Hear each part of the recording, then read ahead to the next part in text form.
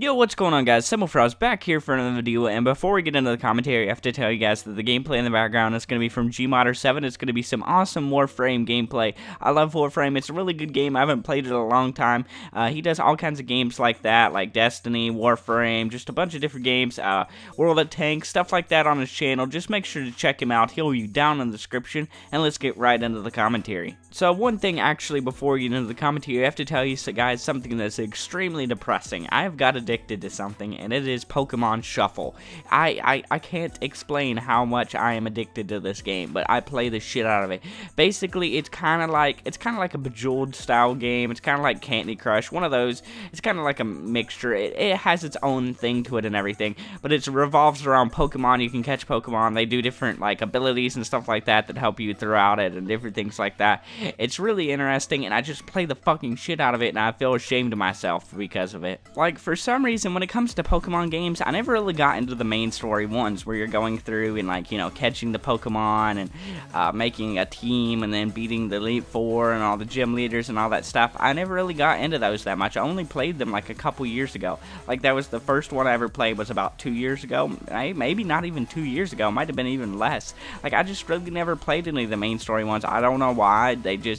I don't know, I always played, I had Pokemon Ranger, I had both of those. I had a couple other spin-offs on the DS, I think, as well. I don't remember their names. And then I had also, like, Pokemon Coliseum, the GameCube one, and I played, like, Pokemon Snap, and all these, like, you know, not the spin-off games. Like, I played all the spin-off games instead of the main story ones. I never really got into the main story ones, even when I played it a little and everything. I, like, you know, one of them, I don't remember what one it is, because there's so many different versions and everything, and I've already forgotten, because it's been a while now.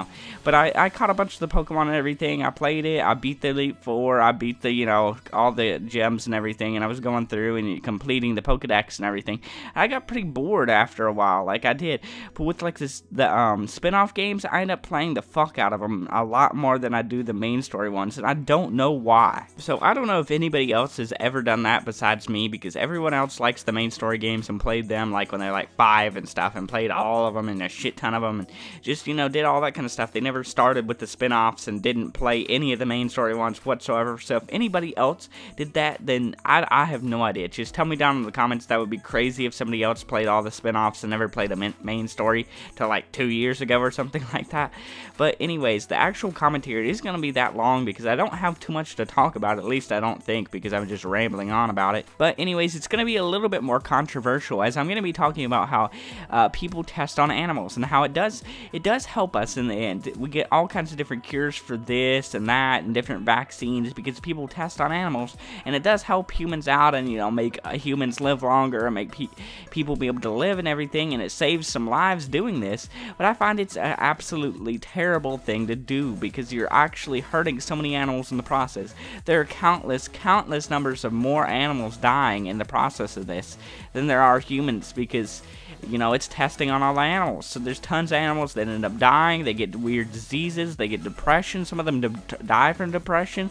They get some of their hair falls out. They get weird colorations. They have terrible pains. They just live completely and totally terribly. And it's just a depressing thing to think about. But the problem with this is a lot of people like that we test on animals instead of humans. And I'm kind of in between on this. Now, a lot of people, they think humans are more important than animals. But really, for me, I think it's kind of about the same. Animals and humans are both creatures. We're both living. We're not above animals. Like, just because we're the same species doesn't mean we have to kill off hundreds of animals just to save one human. I don't think it should be that way, to be honest. That's a really controversial thing for me to be able to say, because a lot of people are like, you know, humans are a lot better and everything, you know. That there's always going to be people out there who think that, but, you know, I think it's just terrible that we actually test on animals in general, because it hurts so many of them. It kills them off and everything just because they're not exactly like extremely smart, able to build things, able to talk and everything. Doesn't mean that we can just test on them. They actually live a life. They actually, like, breathe, eat, they have fun, they, you know, live. They do everything a human does, except for, like, you know, go to work and build things and do this and that. They're just not as smart as us. Just because they're not as smart as us doesn't mean they deserve to not live. I mean, we have like, we have people out there who's like, mentally retarded and stuff. They don't know how to do the same kind of stuff as us and everything, and they get a chance to live because we help them out and everything, and we feed them, clothe them, help them out, make them learn some type of skills that let them be able to live and everything, just so they can breed, eat, do all this kind of stuff. We're no better in any way, shape, or form than an animal. There's no reason we should test on them. If we're gonna do tests on them, we should be able to do them on people as well.